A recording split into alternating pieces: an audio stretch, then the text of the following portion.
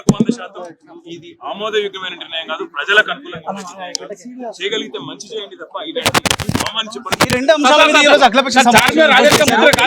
సమావేశం పెట్టినా ఏ పక్ష సమావేశం పెట్టినా మాత్రం వాస్తవం. రేవంత్ రెడ్డి చరిత్ర తెలియని మూర్ఖుడు.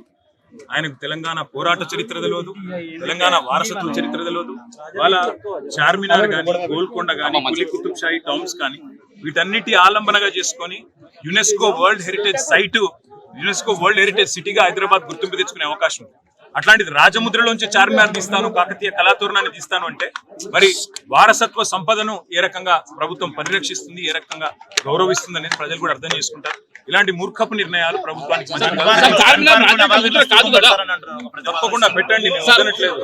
తప్పకుండా అమరవీరుల స్థూపం కానీ ఇంకా అద్భుతమైన ఇంకేమైనా తెలంగాణ సంస్కృతికి సంబంధించిన చిహ్నాలు ఉంటే పెట్టవచ్చు, తప్పేమి లేదు. కానీ ఉన్న వాటిని తొలగించాలని నిర్ణయం అది మూర్ఖత్వం.